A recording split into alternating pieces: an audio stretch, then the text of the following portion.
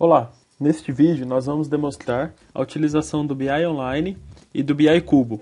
Ambos são componentes que a gente pode utilizar para fazer um cross table, onde a gente vai ter os dados tanto na linha quanto na coluna e os valores nas dimensões. A principal diferença entre o BI Online e o BI Cubo é que no BI Online, que é esse que está sendo exibido na tela no momento, a gente conecta diretamente na fonte de dados. Sendo assim, a cada vez que a gente atualiza a tela, apertando, por exemplo, o botão F5, o sistema vai na base de dados e traz as informações para exibir em tempo real para a gente. Nesse caso, o sistema consultou a base de dados e já carregou os dados para nós. Nesse BI Online, nós podemos fazer exportações, análise de tendências, percentuais, por exemplo. Vamos colocar aqui um percentual sobre a coluna. O sistema dá o percentual sobre a coluna, podemos exportar essa tela para diversos formatos, como Excel, Word, HTML, PDF e assim por diante. Podemos também fazer um ranqueamento, suponhamos que a gente queira saber quem são os top 5 grupos, então a gente digita o número 5, podemos também mostrar a totalização dos outros e vamos clicar no botão confirmar. Assim a gente tem os top 5 grupos de cada vendedor, do vendedor C, D, E e assim por diante. Podemos alterar o tipo de visualização, vamos colocar aqui uma visualização Tree-View, que é o formato de árvore. Desse modo os campos ficam mais agrupados e permite a gente arrastar mais campos para estarem na dimensão. Suponhamos que a gente queira filtrar por um determinado estado, mesmo que o estado não está na linha ou na coluna. A gente pode escolher um determinado item, vamos escolher aqui estado Paraná e Santa Catarina, clicamos no botão confirmar. O sistema fez o filtro, só está exibindo os dados desses estados e ficou em vermelho. Quando fica em vermelho, quer dizer que está sendo utilizado como filtro. Podemos limpar esse filtro utilizando a opção limpar todos os filtros aplicados. O sistema vai retornar à posição original, utilizando a opção ver em gráfico.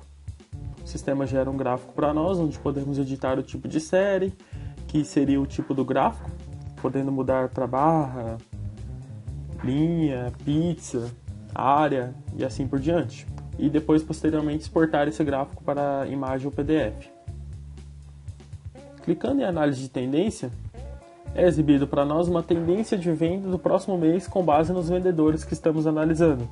Então, nesse caso, se a gente ordenar por ângulo, temos o pior caso, o vendedor G, porque ele teria uma previsão de vender 131.842,66, porém ele tem um potencial de venda de 138.038,98 reais.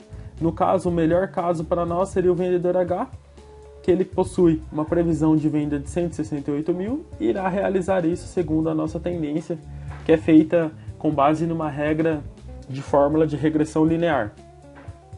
Podemos ordenar por participação para saber quem participa mais sobre o total. Nesse caso, a gente tem que é o vendedor H, que representa 32% de todos os vendedores, e também ele está numa tendência boa, pois vai atingir o seu potencial.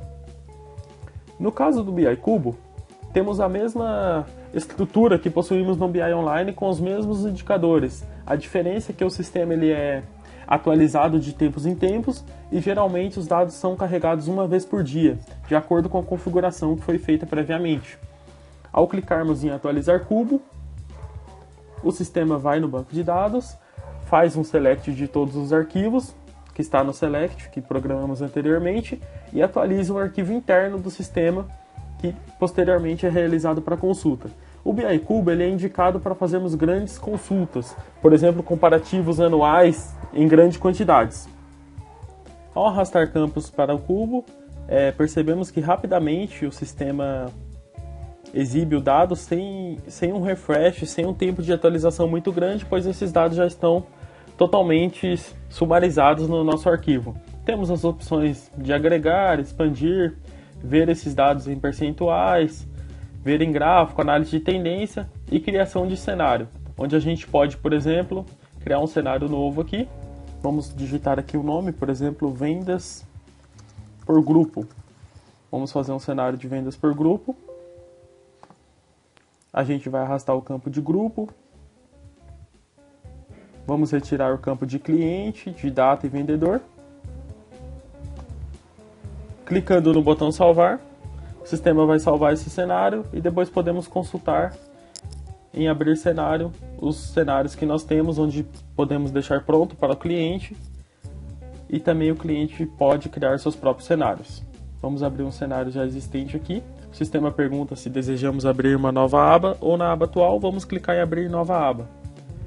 Podemos ter dentro de uma aba 4 abas de cenários. Então, se a gente, por exemplo, abrir aqui o vendas por grupo que acabamos de criar em uma nova aba, podemos trabalhar com esse cenário aqui e os outros cenários nas outras abas.